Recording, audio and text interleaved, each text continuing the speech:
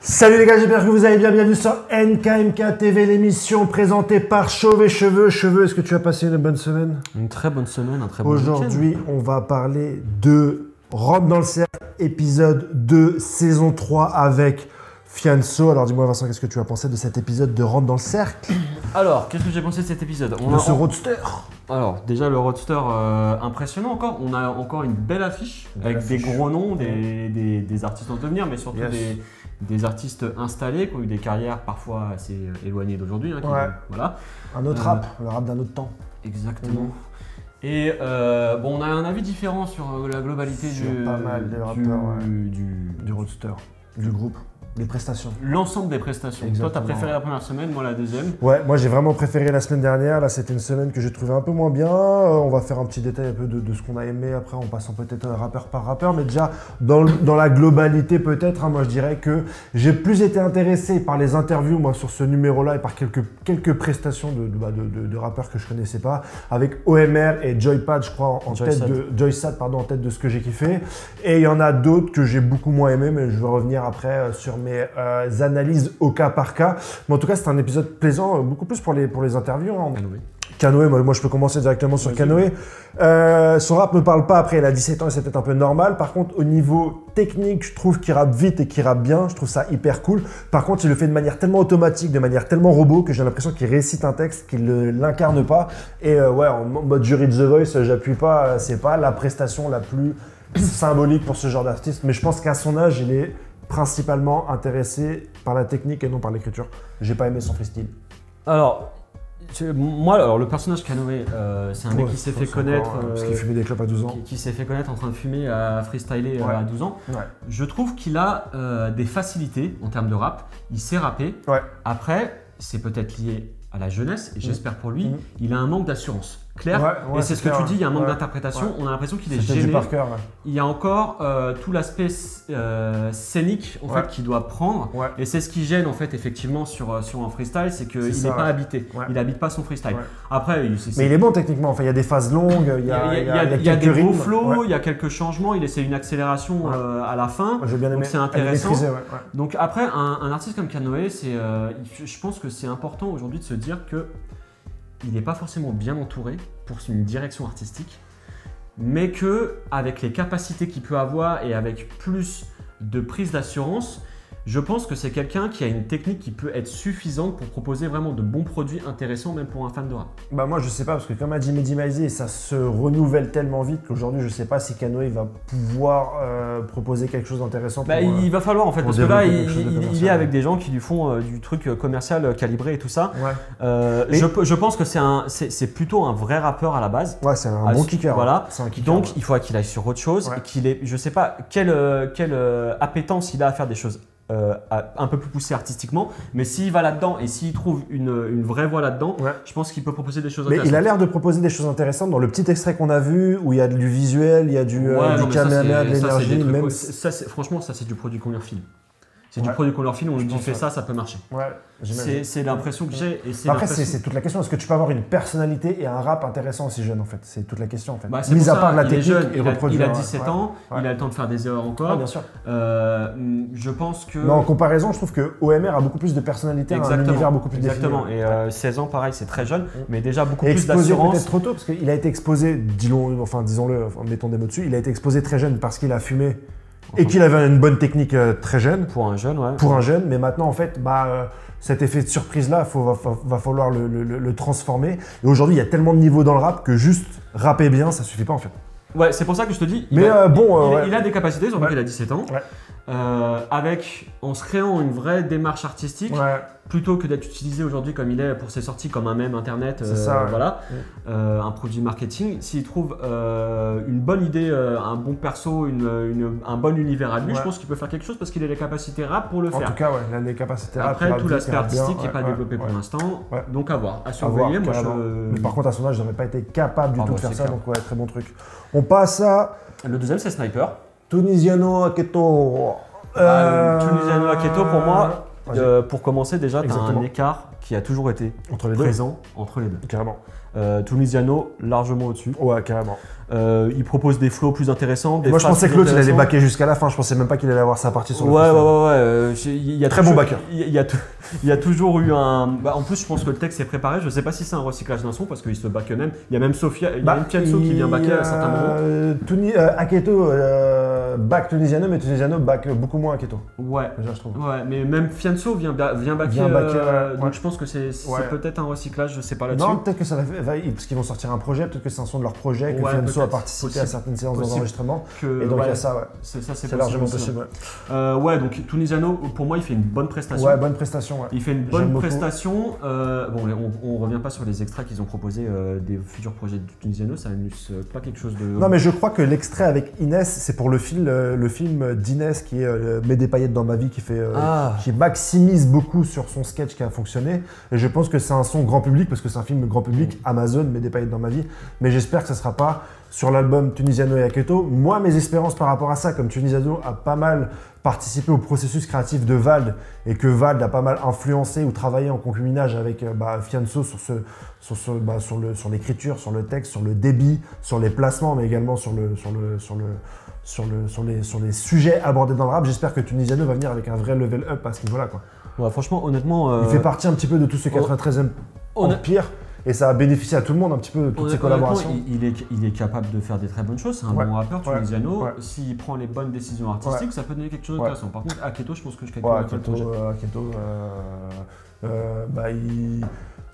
il fait has-been en fait, il fait yeuve, il a une teinture, il a quoi, il a 40 ans? Ouais, un truc dans le genre. Ouais, il fait grande latesque à Malvé, à qui tu veux pas ressembler, c'est ça, exactement.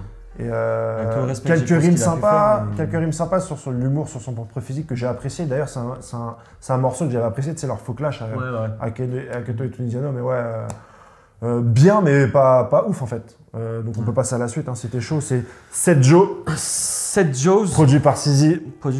Donc pour moi, tu viens vas-y. Le plus mauvais freestyle qu'on a eu dans Rentre dans le cercle, sur cet épisode-là en tout cas. Oh, il y a eu un gros morceau quand même après. Ah, pour l'instant, moi. Ah ouais, qui Stos. Ah, moi j'ai préféré Stos. Moi j'ai préféré Stos.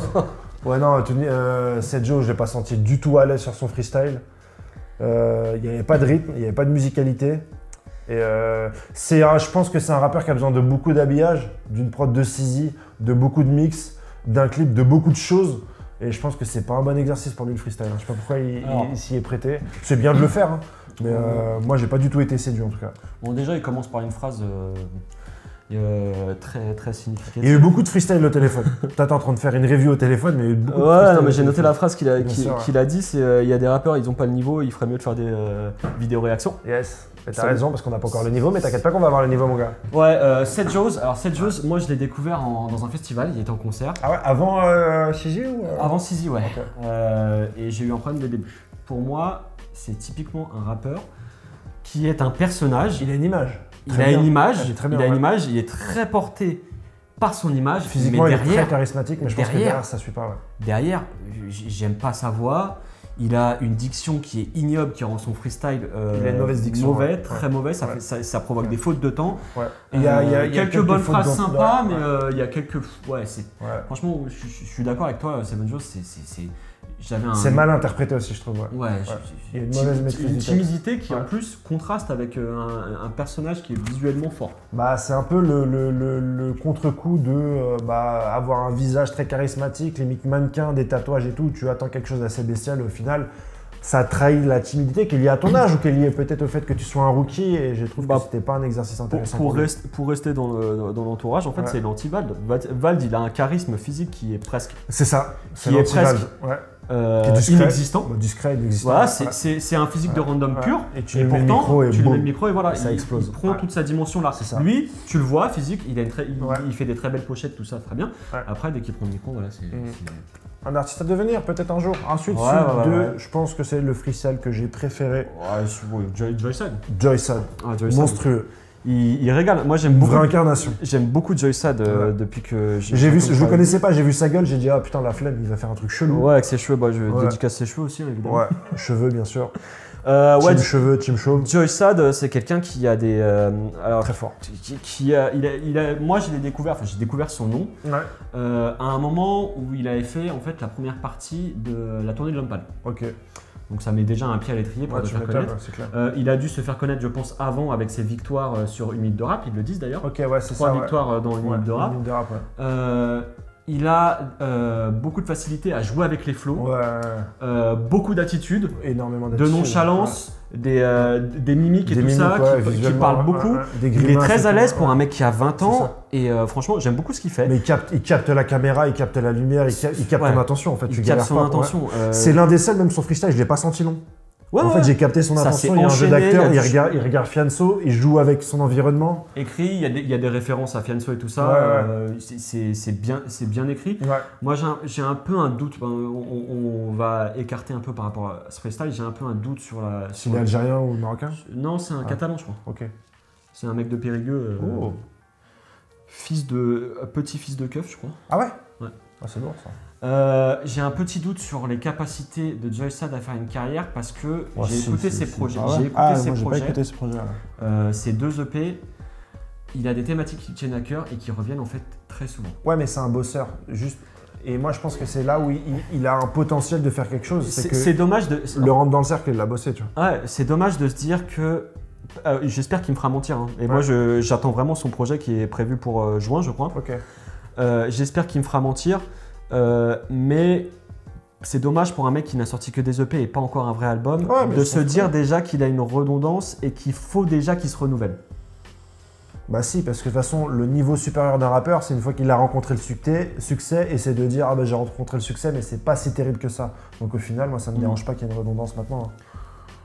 J'ai l'espoir qu'il a un petit renouveau. Ouais, qu'il fera un petit renouveau. Mais j'ai déjà senti une certaine redondance dans les thèmes. Mais dans son interprétation dans le cercle, il est ouf. C'est des thèmes. Oh, bah, le freestyle, c'est le meilleur de la saison. C'est le meilleur de la saison. C'est le meilleur de la saison. Ah, il y a Youssoupha, moi que j'ai trouvé ouf, mais dans les rookies, c'est le meilleur de la saison. Ouais, non, moi je le mets au-dessus. Ah ouais? Au-dessus, largement au-dessus. Non, moi je trouve Youssoupha et même Larry n'a pas dénoté, mais Joyce-Sad, mon travail, mon gars. Ouais. Oh, bien joué, mon gars. Très fort.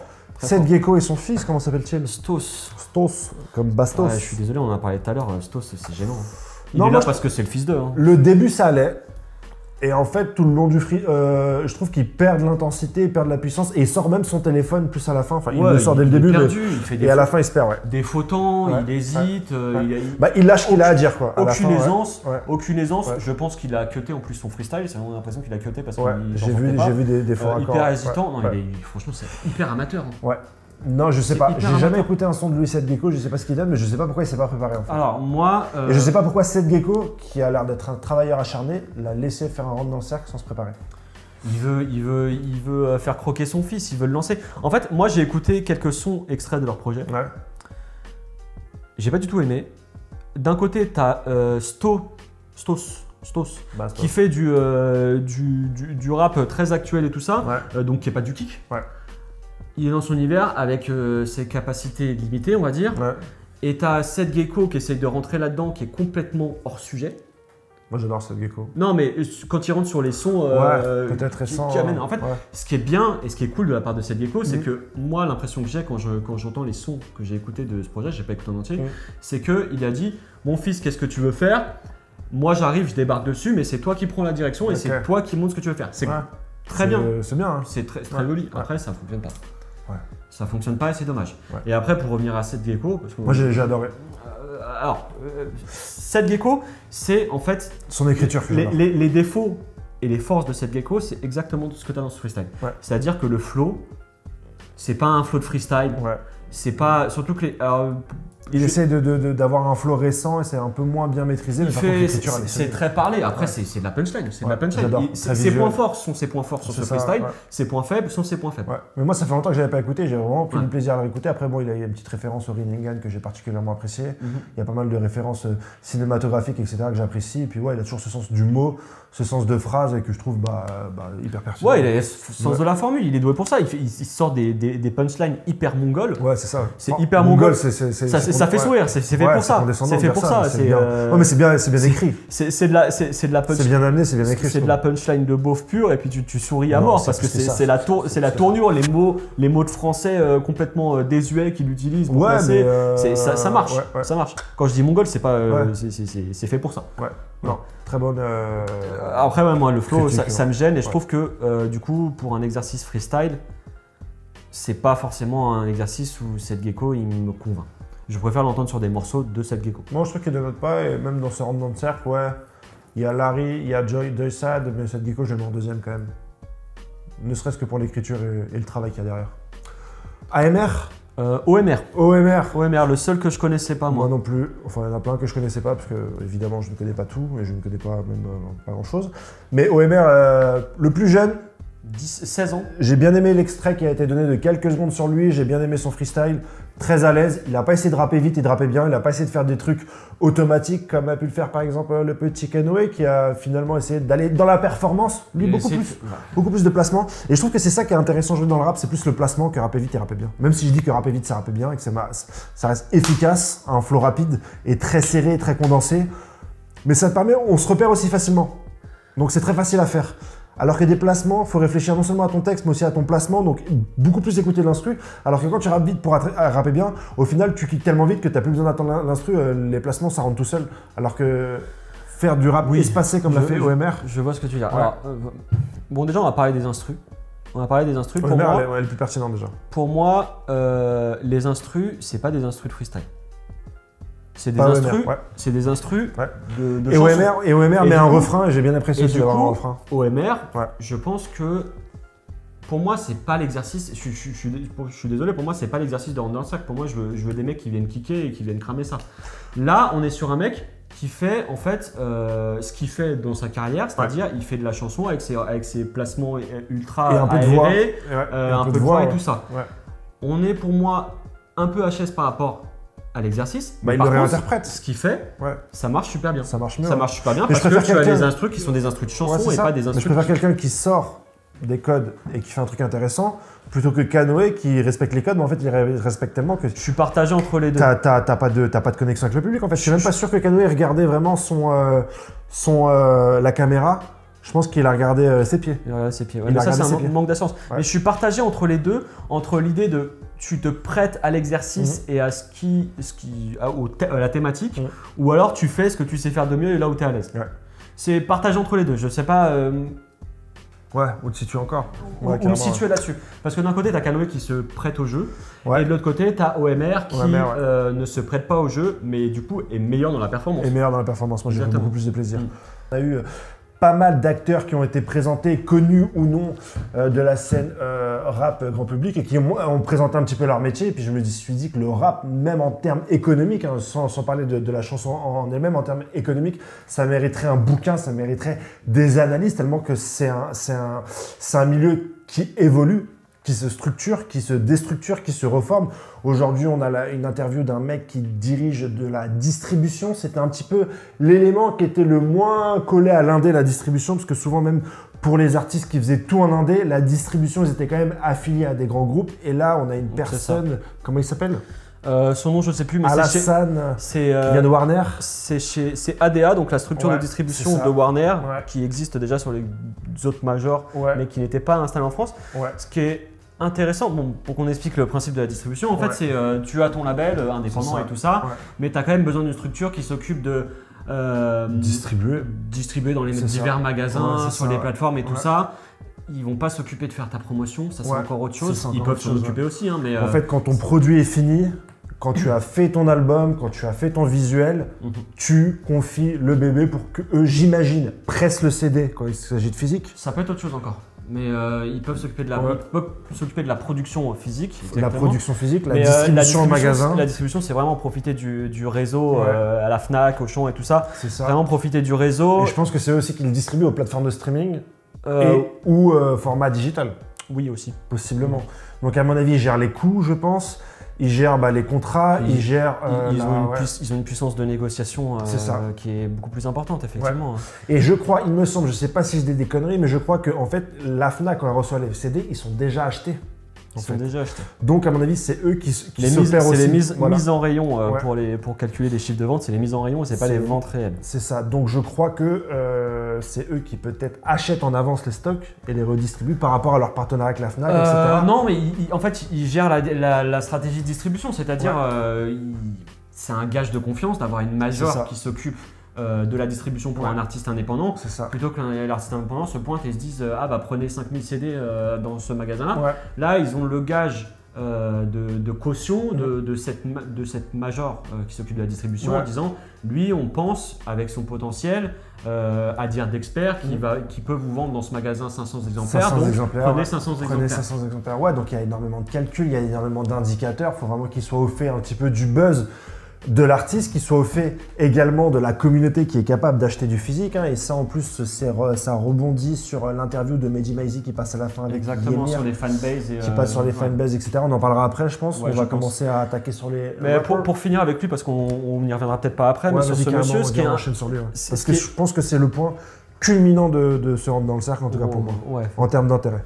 Moi, ce qui est intéressant aussi, c'est qu'on en a parlé la semaine dernière avec Webedia. Là, on a une grosse structure qui est Warner, encore plus gros que Webedia du coup, qui va chercher quelqu'un du milieu. Ils ne sont pas là en se disant on va prendre notre part du gâteau, on va placer une de nos têtes qui n'y connaît pas grand-chose au milieu. Là, ils vont chercher quelqu'un, ils lui donnent limite carte blanche, c'est ce qu'il dit, qu'il constitue son équipe et tout ça. Donc il y a une changement de mentalité aussi dans les grandes entreprises où ils se disent on va prendre des gens qui connaissent le milieu, pour redraguer les gros artistes, qui ont déjà un pied dedans, pour draguer ou pas draguer, parce que je pense qu'ils visent plutôt des artistes qui n'ont pas des contrats de distribution encore. Mais surtout se dire on fait confiance à ceux qui gèrent le milieu déjà, plutôt que d'essayer de placer des costards cravates qui n'ont pas de lien avec le rap. Avec le rap ou avec le milieu urbain. Et de les placer là et qui se mangent des tôles à rien comprendre ce qui se passe. Et c'est hyper malin parce que je pense qu'aujourd'hui c'est à la mode, c'est vraiment marketing de dire que tu es en indé. Je pense que si c'est un costard cravate qui se pointe pour faire ta distrib, le mec il va dire non, ça va pas du tout avec ma ligne éditoriale. Mais si c'est Alassane qui vient avec son survêt militaire. Avec son vécu surtout. C'est un peu dommage parce que moi je connais pas le monsieur, mais il a l'air d'avoir fait beaucoup de choses avant sur des labels. C'est hyper intéressant d'avoir une interview de ce mec-là en fait pour voir comment est-ce qu'il est arrivé là, comment est-ce qu'il a monté son équipe de distrib. J'aime bien comment il parle. J'aime bien aussi l'accompagnement que Fianso a sous-entendu sur la gestion de l'avance. Sur comment tu gères une avance, tu t'entoures juridiquement. On le sait, c'est pas spécifique au sport d'ailleurs, mais au sport, à la musique, parce que c'est un truc que tu as dans le sport. C'est le syndrome du nouveau riche, surtout quand c'est des gens qui viennent principalement de quartiers où il n'y a pas d'argent. C'est que ils ont les chacals qui sont autour. Un chacal des chacos. Exactement, qui sont là à vouloir croquer, à leur faire prendre des mauvaises décisions. Des trucs plus simples, je pense qu'ils galèrent comment ça s'appelle, pas en maison de disque, qu'ils galèrent au studio. À payer des heures. Si tu payes ton studio à l'heure mais que tu n'es pas productif ou que tu fais rien ou que tu fumes dans le studio avec tes potes au lieu de produire, je pense que tu perds ton avance rapidement. Il parle de tout l'intérêt d'avoir un bon entourage, d'être carré et de limite aller chercher des gens s'il faut. Il parle de comptable, il parle d'avocat et tout ça. C'est important, c'est des choses que les artistes ne se rendent pas forcément compte et ça amène à des drames. Il y a des gens qui finissent à la rue alors qu'ils ont eu un succès fulgurant à un moment et 2 ans après il n'y a plus rien, il n'y a plus de thunes. Et c'est vrai que par rapport à d'autres secteurs comme la télé-réalité ou comme par exemple toute la scène de Love Story qui sont sortis aujourd'hui, franchement, dans le rap, tu peux être hyper entouré par des structures comme ça qui te suivent et qui te permettent de créer ton produit et de vivre sur la durée en fait. L'aspect longévité devient super important. L'artiste, il se retrouve avec un mec qui était le grand de leur quartier ou un truc comme ça, et c'est improvise manager parce que… C'est des thèmes en plus abordés un peu dans Validé, grossièrement. Mais dans l'idée, c'est pas complètement faux ce qu'il propose sur cet aspect-là. C'est grossier et tout ça, mais effectivement, il y a beaucoup de choses vraies là-dedans. Yes, donc hyper intéressant. Et le milieu du rap, même en fait, businessment parlant, économiquement parlant, en fait, tu pourrais en écrire un livre tellement tu as de possibilités, tellement tu as d'acteurs, tellement tu as de solutions, tellement tu as de problématiques, tellement tu as de stratégies. Enfin, je trouve que c'est un milieu hyper intéressant et ça me donnerait même limite envie de répertorier tout ça, de faire des interviews pour pouvoir produire un bouquin c'est bien que cet univers. Fianso donne beaucoup plus de place dans cette saison. Et il l'a dit en parlant à un autre, il a dit en fait en parlant au mec qui a fait 1 minute de rap, il lui a dit c'est important de savoir qu'il y a d'autres postes dans le rap, c'est un milieu qui est complètement ouvert. Si tu sais pas rapper, tu sais pas faire de prod, tu es juste un fan de rap, et ben en fait c'est tellement ouvert que tu peux proposer quelque chose, et ce qu'a fait le mec de 1 minute de rap, c'est-à-dire créer Instagram et des concours avec 1 minute de rap. Il y a des gens comme nous qui font directement de l'analyse de rap, il va y avoir des spécialistes économiques sur le rap, enfin il y a tellement de trucs, il y a du textile, il y a de la logistique, il y a du produit dérivé, enfin il y a beaucoup de moyens de s'impliquer qui peuvent par rapport aux autres. C'est pas forcément du direct, il y a plein de choses à côté pour les gens qui sont passionnés de rap et qui ont envie de participer. Ouais, c'est ça, de faire de la valeur ajoutée sur le rap. Et c'est quelque chose qu'il n'y a pas du tout dans les autres secteurs musicaux, en fait, dans le rock ou dans d'autres. Oh, si, tu l'as aussi. Ah, tu penses aussi précis, vraiment il n'y a pas une minute de rock, je pense pas, tu vois. Ouais, mais ça, c'est plus une musique de scène, donc tu auras des concours qui vont être organisés. Tout ça, il y a déjà dans le rap, mais je parle en plus dans le rap. Il y a vraiment d'autres métiers comme ça. Enfin, après, tu vas avoir pour le chant, tu vas avoir tout ce qui est les émissions de télé-réalité où tu as des concours de chant et compagnie. C'est un peu des équivalents en fait, pour des gens qui ne sont pas connus, qui peut-être aussi, et tout ça. Mais ça, c'est fait par des amateurs. Je trouve ça hyper sympa. Je trouve ça hyper cellulaire et je trouve ça hyper intéressant. Ensuite, on a eu l'interview avec Mehdi Med et ce bon vieux Yemir. Yemir, qu'est-ce que t'en as pensé toi un peu de cette interview? Yemir, il est là, il n'est pas là, on s'en fout. Yemir, moi j'ai pas du tout aimé comment il a vanné j'aime pas son Gâteau d'Abato. Il commence un peu à me gonfler avec son attitude. En plus, il a une attitude que j'aime pas du tout. En fait, il grossit son trait depuis ces dernières années. C'est vraiment, il fait le mec blasé en permanence. Alors que Mehdi Maizi, je pense que ça va être un plaisir de discuter. Ouais, c'est clair. Ouais. Puis même comment il parle de ses projets, comment il parle de ce qu'il fait. Je pense qu'il aime le rap. Je pense qu'il l'analyse super bien. Très bonne analyse. Hors rap, en fait. C'est ça.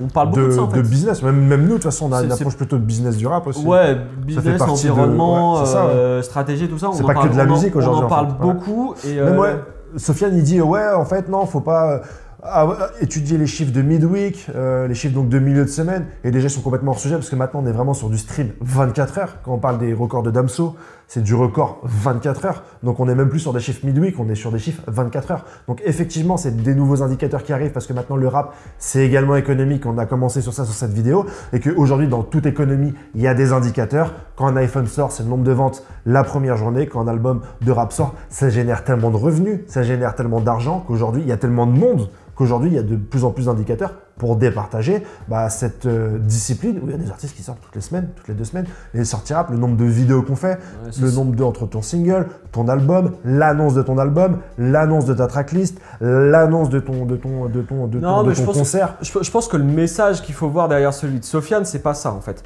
C'est le sempiternel débat et les arguments qui sortent à chaque fois. Écouter la musique. Il n'y a pas que ça. Si ça vend, c'est que c'est bien. Bah oui. On l'a vu, je me suis tapé 10 000 commentaires sur les vidéos de Booba. Ouais, mais Booba il cartonne avec Ultra, donc ce que vous dites c'est de la merde. Donc, si vous et moi en plus j'adore Booba et on me dit que t'aimes pas Booba, mec, je suis un rapi, j'ai déjà acheté du uncut, putain. Oh on va cutter. Putain, faut que je le cut, ouais. Attends, faut que je regarde le time. 27 minutes 37.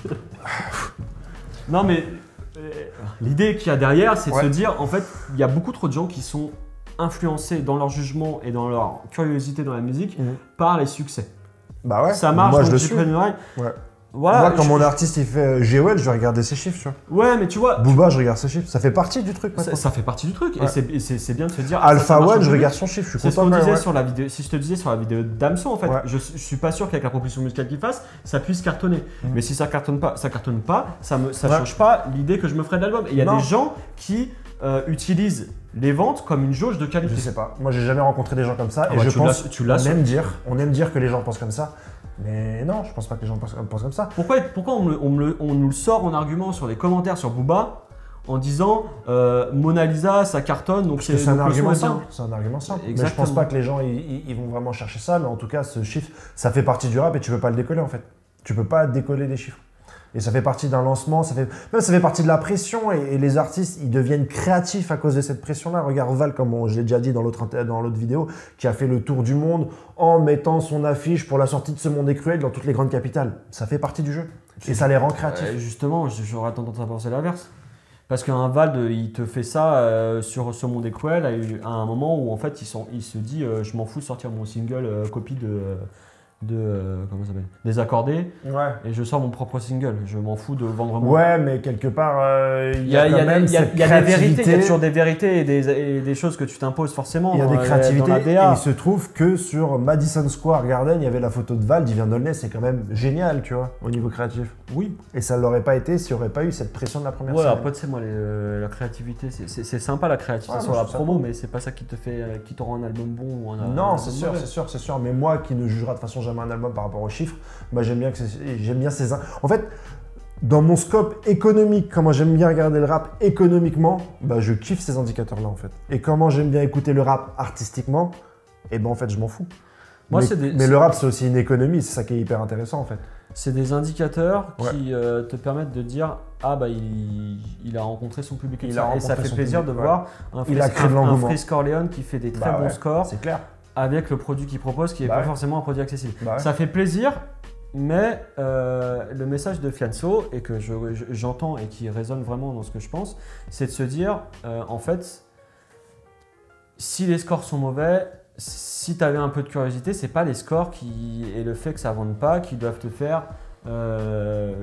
qui doivent couper ta curiosité en fait. Non, c'est sûr, mais en fait, avoir des chiffres qui sont à la clé, ça va permettre à chaque auditeur de rap aussi de se dire ah bah tiens, j'aime bien cet artiste, combien est-ce qu'il vend, comment est-ce qu'on vend, ah ok d'accord, on vend par rapport à ça, c'est quoi, c'est les streams qui sont venus rajouter ça, comment on se calcule les streams. En fait, tu vas t'intéresser à tout plein de matières qui sont en dehors du rap, alors que peut-être tout ce que tu aimais c'est le rap, et ça va t'offrir à de l'économie, ça va t'offrir à comment gérer une entreprise, comment avoir des chiffres, comment avoir de la visibilité. Et tous les jeunes aujourd'hui, ils ont des comptes Instagram et ils regardent un petit peu leurs likes, leurs follow, leurs machins. Ça fait partie du monde d'aujourd'hui en fait.